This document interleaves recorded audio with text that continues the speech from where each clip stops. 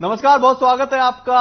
हर खबर देख रहे हैं आप और मैं हूं आपके साथ शाहनवाज मिर्जा। एक बड़ी खबर आ रही है दरअसल जांजगीर चांपा से, जहां पर यह बड़ी खबर बांध में डूबने से वृद्ध की मौत हो चुकी है और अकलतरा थाना क्षेत्र का यह पूरा मामला है। सूचना के बाद मौके पर पुलिस पहुंचती हुई नजर आई है और मामले की जांच पुलिस से करती हुई दिखाई दे रही है। सूचना के बाद मौके पर पुलिस पहुंची और आगे की तफ्तीश में जुटी हुई है। ये बड़ी खबर, जांजगीर चांपा का ये पूरा मामला, बाद में डूबने से वृद्ध की जो है वो मौत की खबर और सूचना के बाद मौके पर पुलिस पहुंचती हुई नजर आई है।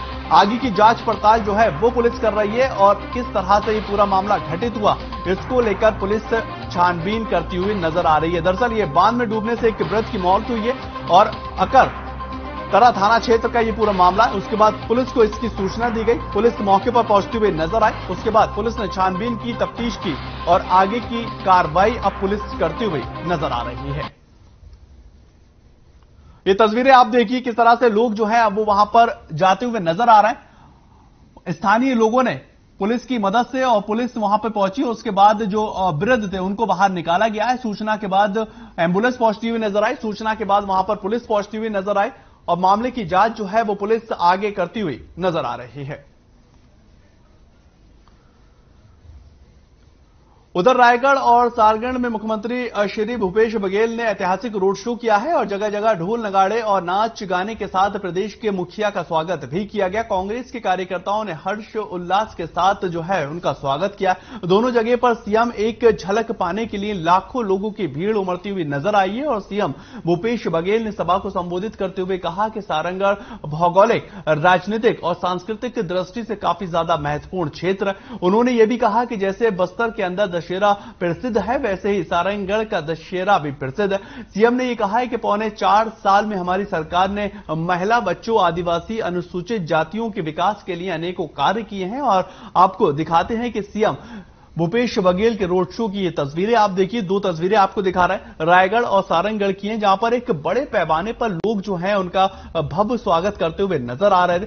सीएम ने 46 विकास से कार्यों की सौगात जो है वो की है और रायगढ़ और सारंगढ़ में सीएम भूपेश बघेल का रोड शो और काफी बड़े पैमाने पर लोग जो हैं वो उनको देखने के लिए वहां पहुंच रहे थे। उनके जो चाहने वाले हैं, जो कार्यकर्ता हैं, वो भी एक बड़े पैमाने पर वहां पर दिखाई दे रहे थे। बड़ी बात यह रही कि सीएम ने 46 विकास से कार्यों की जो योजनाएं हैं, जो परियोजनाएं हैं, उनको लेकर बात कही है और लोगों को इस बात को लेकर भी आश्वासन दिया गया है कि जो विकास का कार्य वो बहुत बड़े पैमाने पर होता हुआ छत्तीसगढ़ में नजर आ रहा है और साथ ही साथ तस्वीरों से आप अंदाजा लगा सकते हैं कि कितने बड़े पैमाने पर लोग जो है वहां पहुंचते हुए नजर आ रहे थे और उनको देखना चाह रहे थे। उधर मुख्यमंत्री भूपेश बघेल ने 2 और नए जिलों का शुभारंभ कर दिया है और बताया यह भी जा रहा है कि प्रदेश के सारंगढ़, बिलाईगढ़ और खैरागढ़ छुई खदान के साथ साथ गढ़ई जिले का भी लोकार्पण किया गया, जहां पर 2 नए जिलों को बनाने से शासन और प्रशासन के लोगों तक पहुंच और मजबूत होती हुई नजर आएगी, जिससे इन क्षेत्रों के अंदर विकास कार्य में तीव्रता मिलती दिखाई देगी। हालांकि नवगठित जिलों में विकास एवं निर्माण कार्यों के लिए 931 करोड़ 37 लाख रुपए की सौगात भी दी गई है। मुख्यमंत्री ने सारंगढ़, बिलाईगढ़ के जिले बनने की घोषणा 15 अगस्त 2021 को किया था और जबकि खैरागढ़, छुई खदान, गढ़ई का हाल ही में उन्होंने उपचुनाव में मुख्यमंत्री ने घोषणा की थी कि उनको भी जिला नियुक्त किया जाएगा।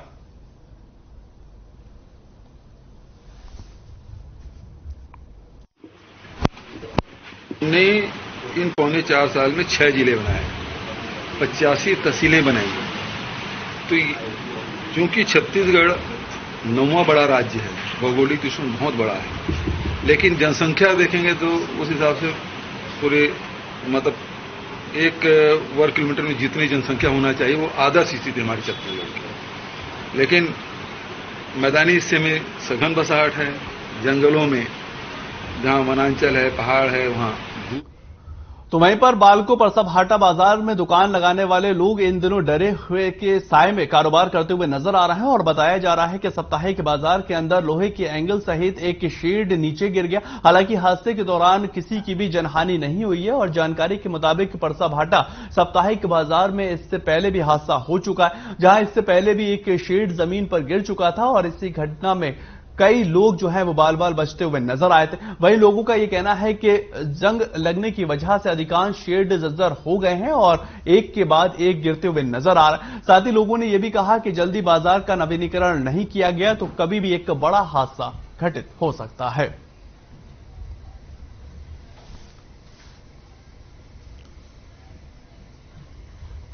ये आपको तस्वीरें जो दिखा रहे हैं दरअसल बालकों की हैं, जहां पर लोहे के एंगल सहित एक शेड जो है वो नीचे गिरा, लेकिन इसमें गनीमत ये रही कि इसमें कोई भी लोग जो है वो घायल नहीं हुए। एक बड़ा हादसा होते होते ये बच गया है, लेकिन लोगों का ये कहना है कि जंग लगने की वजह से इस तरह से जो शेड है वो लगातार नीचे गिरते हुए नजर आते हैं। अगर इनका नवीनीकरण नहीं किया गया, अगर इनका सुधार नहीं किया गया, इनको सही नहीं किया गया तो आने वाले दिनों में एक बड़ा हादसा भी घटित हो सकता है।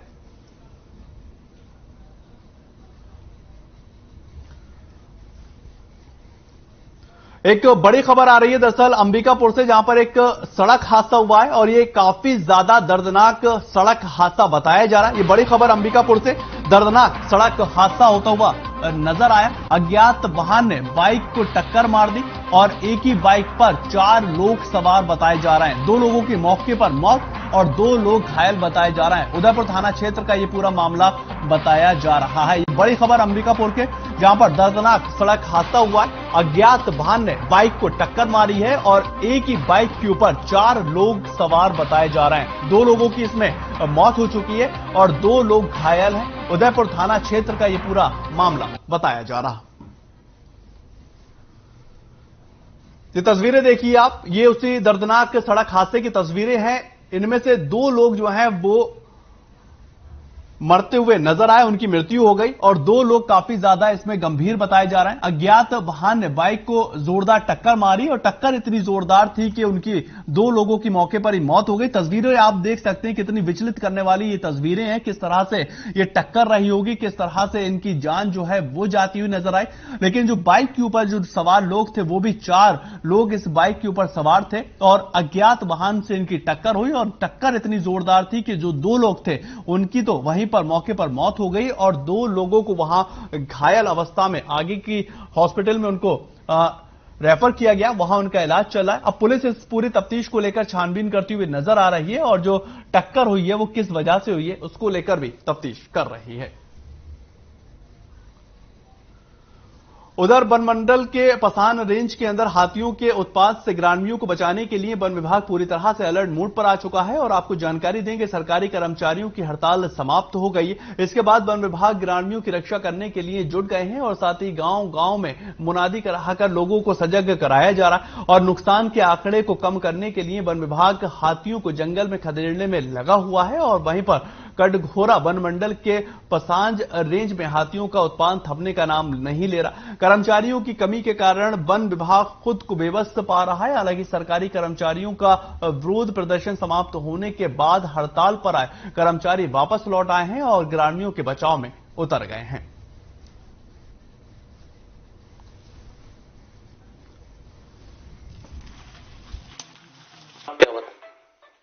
नहीं, वहाँ क्या है, हमारे जो स्टाफ हैं, उस सर्किल के स्टाफ हैं, इवन दूसरे सर्किल के भी स्टाफ और साथ में जो वन प्रबंधन समिति के सदस्य हैं, उनका सहयोग लेके लगातार क्या है हाथियों का मूवमेंट ट्रैक किया जा रहा है और साथ ही कोशिश ये की जा रही है कि वो जो जंगल से लगे हुए 5 किलोमीटर की परिधि में जो गांव है कि नहीं, वहाँ किसानों के घर तक या फसल तक न पहुंचे और किसी प्रकार से क्षति न हो या जो भी क्षति होती है उसको कम से कम मिनिमाइज किया।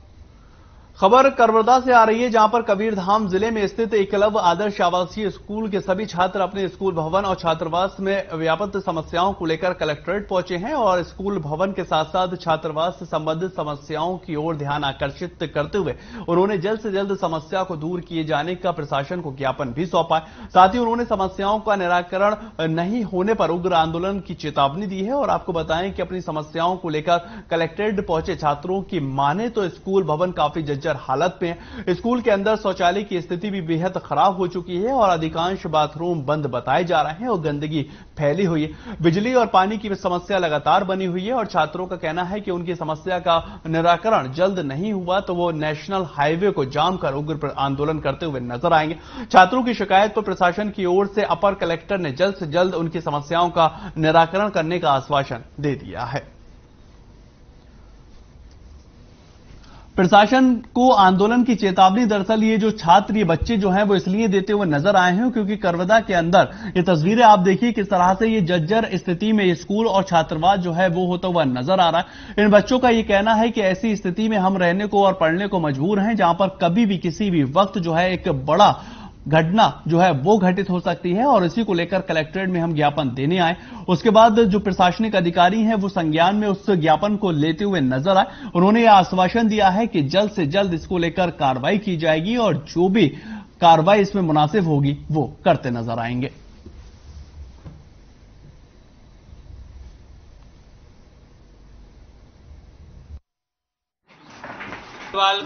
के लिए मुख्यमंत्री जब डॉक्टर रमन सिंह जी थे तब घोषणा भी कर चुके थे और राशि स्वीकृत भी हो गई 1 करोड़ रुपए।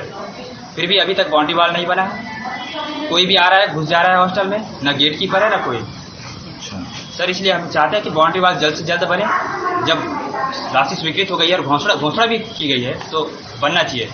और सर ड्रेस की मांग, तो ड्रेस के लिए पिछले साल भी बोले पिछले साल का ड्रेस नहीं मिला है। 21 मांगे सर जो कि पूरी नहीं हुई अभी तक। हमको रोक कर रखा गया था कि अभी आपका काम हो रहा है। आप 26 से तब से दिख रहे हैं लेकिन कुछ सुधार नहीं हुआ है। हॉस्टल में शरीर का बहुत तकलीफ जाता है हमको, रहने खाने की भी बहुत समस्या है और पूरा हॉस्टल जर्जर हो चुका है जिससे कुछ बच्चे को चोटें भी आई थी, उनका सर फूट गया था जर्जर होने के कारण। सर हम यहाँ इसलिए आए हैं क्योंकि हमारे हॉस्टल में बहुत सारी समस्या है जिससे हम परेशान हैं हम। और कई बार प्राचार्य सर को भी और इसी सर को भी। तो आवासीय एकलव्य आवासीय विद्यालय के बच्चे छात्रावास की कुछ समस्याओं के संबंध में यहाँ पर आए थे। उनका कहना है कि वहाँ पर खेल सामग्री वगैरह नहीं है, साथ ही छतों से पानी टपक रहा है, पीने की पानी भी नहीं आ रही है। तो उसके संबंध में मैंने एसी ट्राइबल को निर्देश दिया है कि कल स्वयं हॉस्टल में जाकर निरीक्षण करें। साथ ही साथ एसडीएम बोडला को भी मैंने निर्देशित किया है और दोनों कल जाकर उनकी समस्या का निराकरण। तो वहीं पर खबर अब जिला सरगुजा से है जहां पर आदिवासी लड़की ने पावर लिफ्टिंग में गोल्ड मेडल हासिल कर जिले और राज्य का नाम रोशन कर दिया है। और अंबिकापुर की रहने वाली जेनिफर खलखौल एक गरीब परिवार से आती है और इनकी पढ़ाई लिखाई अंबिकापुर के प्राइवेट स्कूल में चल रही। जेनिफर ने जांजगीर चांपा में आयोजित तीसरे Chhattisgarh state power lifting championship bench press और डेड लिफ्ट में सब जूनियर और जूनियर में 102.5 के साथ 2 गोल्ड मेडलों को हासिल किया है। और वहीं पर जेनिफर पिछले 1 साल से कई जगह पर जाकर पावर लिफ्टिंग में भाग लेती नजर आती। इनमें कोलकाता में हुए नेशनल पावर लिफ्टिंग में सिल्वर मेडल भी इन्होंने हासिल किया था।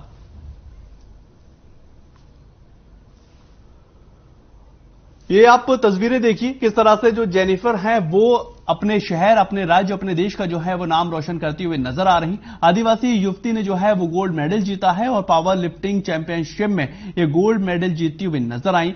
आपको बताएं कि इससे पहले भी लगातार ये कोशिश करती रही हैं और एक बड़े पैमाने पर इन्होंने इस लक्ष्य को जो है हासिल किया है और तमाम लोग जो है वो इनको शुभकामनाएं दे रहे हैं और इसी तरह से प्रदेश, शहर और देश का नाम रोशन करें उसको लेकर तमाम लोग जो है वो इनका आश्वासन और शुभकामनाएं देते नजर आ रहे हैं।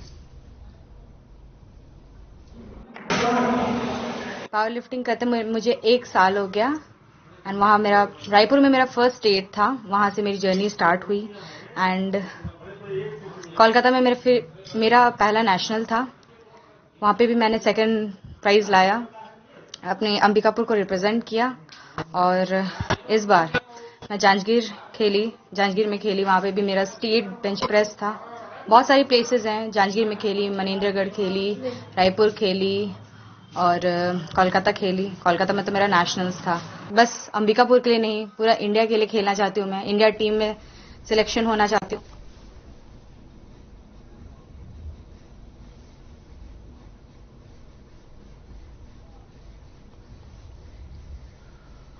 उधर खबर अब बारूद जिले से है, जहां पर डोडी लोहारा विधानसभा क्षेत्र के लोगों ने अपनी कई मांगों को लेकर एसडीएम को ज्ञापन सौंप दिया है। और आपको बताएं कि ग्रामीणों ने 6 सितंबर को Godavari Natural Resources Private Limited Gidhari plant gate के सामने धरना प्रदर्शन करने का निर्णय लिया।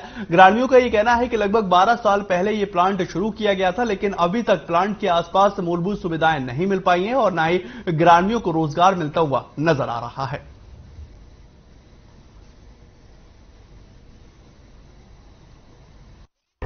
देखिए, प्लांट लगने से 12 साल पूर्व यह प्लांट यहाँ संचालित है। लोगों को, पूरे क्षेत्र के लोगों को बहुत समस्या इस प्लांट लगने से, जैसे कि हमारे श्रमिक के ग्राम है मरकाम टोला, इस प्लांट के रिसाइकल पानी निकलने से दलदल हो जाता है, वहां के मवेशी फंस जाने से वहां के मवेशियों की मृत्यु हो जा रहा है। इसके धूल दृष्ट से पूरा 11 ग्राम पंचायत बहुत परेशान है। और हम लोग जब भी इस प्लांट को एनओसी के लिए बात करते हैं, हमारे को बोला गया था कि यहाँ पर सुविधाएं उत्पन्न कराएंगे, लेकिन आज दिनांक तक न रोजगार है, न स्वास्थ्य है, न शिक्षा है। और ये प्लांट हम लोगों को, जनप्रतिनिधियों को अनदेखी कर रहा है। इस अनदेखी के विरोध में हम लोग 6 तारीख को यहाँ पर एक उग्र आंदोलन की तैयारी है हमारा। 1 साल हो गया जो जन सुनवाई हुआ है, उसमें हम लोग को बोला गया था कि यहाँ पे बेरोजगार है, उसको रोजगार दिया जाएगा, यहाँ पे पेड़ पौधे को लगाए जाएंगे, एवं यहाँ पे जितना भी अपने रास्ते में जितना भी गाड़ी मोटर चलते हैं उसका सुविधा, मतलब लाइट का भी व्यवस्था किया जाएगा, जिसमें आने जाने वाले को परेशानी।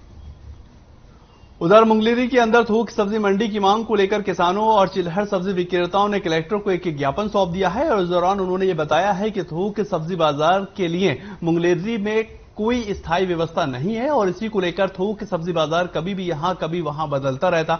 इससे किसानों और सब्जी व्यापारियों को काफी परेशानियों का सामना करना पड़ता है। और वहीं पर भारतीय किसान संघ ने थोक सब्जी बाजार के लिए 15 दिनों के अंदर स्थायी व्यवस्था करने की मांग की है और व्यवस्था नहीं करने पर सब्जी बिक्री बंद कर उग्र आंदोलन करने की चेतावनी देते हुए भी नजर आए हैं।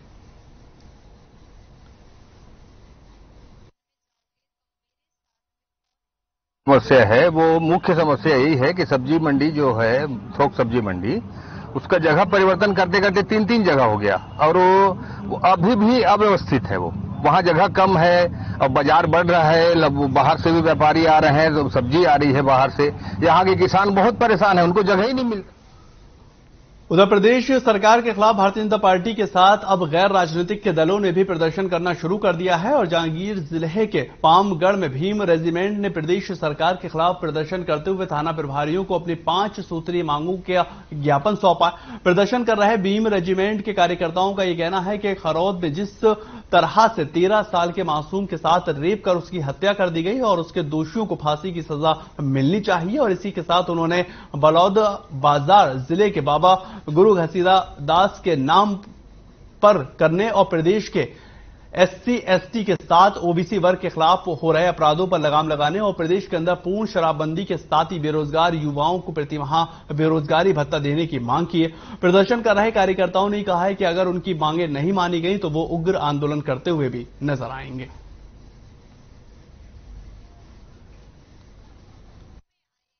जब से कांग्रेस सरकार छत्तीसगढ़ में सत्ता में आई है, तब से गरवा घुरवा नरवा बारी में ही लगे हुए हैं। जो घोषणा पत्र घोषणा किए हैं चुनाव के समय में, उस पे वो ध्यान ही नहीं दे रहे हैं। आज कांग्रेस सरकार सत्ता में आए हुए 3 से 4 साल होने को लगभग है, लेकिन एक भी उसने घोषणा पत्र में जो वादा किया वो पूरा नहीं किया है। बताना चाहूंगा, शराब भट्टी बंद करने का वादा किया था छत्तीसगढ़ में, लेकिन आज तक उसने बंद नहीं किया। और बेरोजगारी भत्ता देने का वादा किया, लेकिन किसी भी बेरोजगारों को आज भत्ता नहीं दिया जा रहा। छत्तीसगढ़ वित्त आयोग के पूर्व अध्यक्ष वीरेंद्र पांडे ने कोरबा के जिला प्रशासन पर गंभीर आरोप लगाए हैं और उन्होंने कहा है कि ग्राम बड़ीडीहा के अंदर तालाब बनाया गया है और इसका उपयोग जो है वो आम जनता के हित करने के लिए के बाद सरकारी नक्शे में गड्ढा बताकर राखड़ से पाट दिया गया। इस पूरे मामले को लेकर पंचायत प्रतिनिधियों के साथ ही सरकारी अधिकारियों की संलिप्तता भी शामिल है और उरगा थाने में शिकायत कर दोषियों के खिलाफ कड़ी से कड़ी कार्रवाई की मांग की जा रही। बताया यह भी जा रहा है कि कोरबा जिले के पावर प्लांटों से निकलने वाली राख को 100% उपयोगिता साबित करने में प्रशासन नाकामयाब रहा है और यही वजह रही कि गड़बड़ी और फर्जीवाड़ा कर राखड़ को जहां तहां पाटा जा रहा है।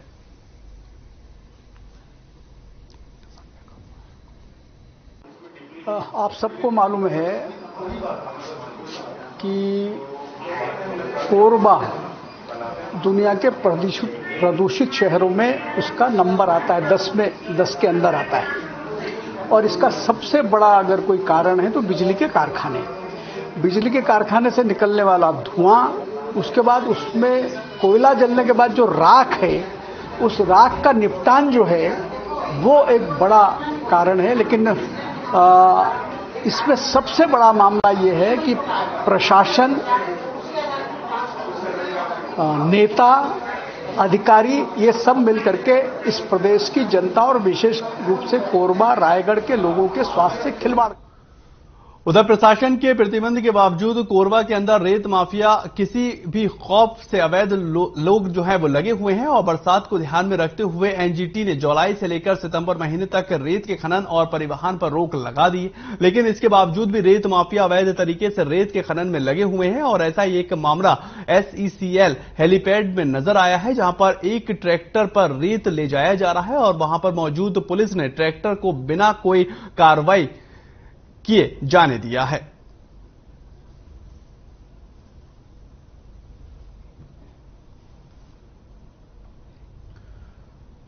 उधर महासमुंद पुलिस को एक बड़ी सफलता हाथ लग चुकी है और आपको बताएं कि पुलिस ने 2 आरोपियों को गिरफ्तार कर लिया है और उनके कब्जे से 2 देसी कट्टा और एक धारदार हथियार भी बरामद किया गया। पुलिस ने बताया है कि आरोपी जो हैं वो हथियारों के दम पर लोगों को डराते और धमकाते रहते हैं।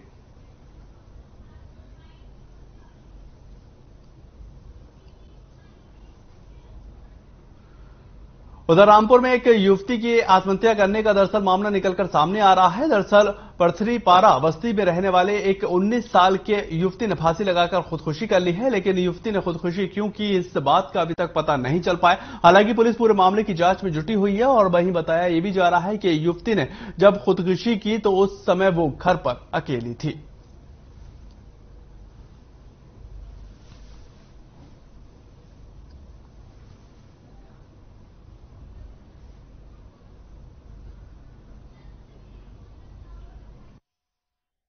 चौकी में रिपोर्ट आया था कि कामिनी महंत नाम की महिला, जिसकी उम्र करीब 19 वर्ष है, के द्वारा आत्महत्या कर लिया गया है।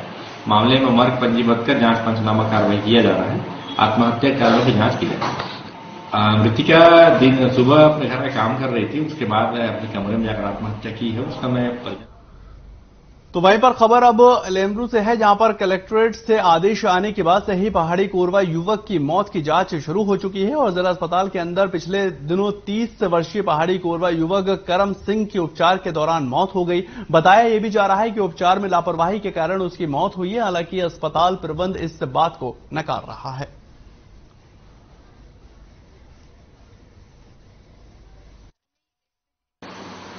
उस दिन शाम को आया था, शाम को सर्दी खांसी बुखार 4-5 दिन से ऐसे बता रहे थे कि बुखार आ रहा है, सर्दी खांसी हो रहा है। उसकी वाइफ दोनों आए थे और उसके बच्चे भी आए थे यहाँ पर। इलाज चल ही रहा था हमारे वार्ड में, लेकिन अगले दिन सुबह जब हमारा डॉक्टर गया तो वहाँ पर उसको ज़्यादा सांस लेने में कुछ प्रॉब्लम हुई, तो उसको फिर ICU शिफ्ट कर दिया। ICU में ECG कराया तो ECG में थोड़े चेंजेस आए थे, उसके हार्ट अटैक का जो बोलते हैं चेंजेस टाइप का चेंज, तो उसके हिसाब से इलाज चला। तो हार्ट अटैक पर ज़्यादा गड़बड़ हो जाता है तो फेफड़े में भी लगने लगता है, तो वैसे था उसको वेंटिलेटर में भी डाला गया था, पर अपनी तरफ से तो बेस्ट इलाज दिया गया था। उसके बाद मरीज से कम हो गया। उधर रायपुर के अग्रोहा धाम के अंदर महालक्ष्मी देवी की रथ यात्रा का धर्म नगरी रतनपुर के अंदर आगमन हुआ है, जहां पर माता लक्ष्मी देवी का भव्य स्वागत भी किया गया। आपको बताएं कि इस दौरान मां लक्ष्मी जी की महाआरती की गई है और इसमें भक्तों ने शामिल होकर विश्व कल्याण एवं सुख शांति की कामना की है। भक्तों ने यहां पर भव्य स्वागत किया। ये रतनपुर की आप तस्वीरें देख रहे हैं, कितने हर्षोल्लास के साथ जो है वहां पर महिलाएं जो हैं वो स्वागत करती हुई नजर आ रही हैं और महालक्ष्मी की यात्रा का जो है वो स्वागत किया जा रहा है। रथ यात्रा का स्वागत किया गया और भक्तों में काफी ज्यादा जोश जो है वहां पर देखने को मिला है और पूरी तरह से जो भक्त हैं वो इसमें जुड़े रहे और जोश और हर्षोल्लास के साथ वहां पर रथ यात्रा का स्वागत किया गया।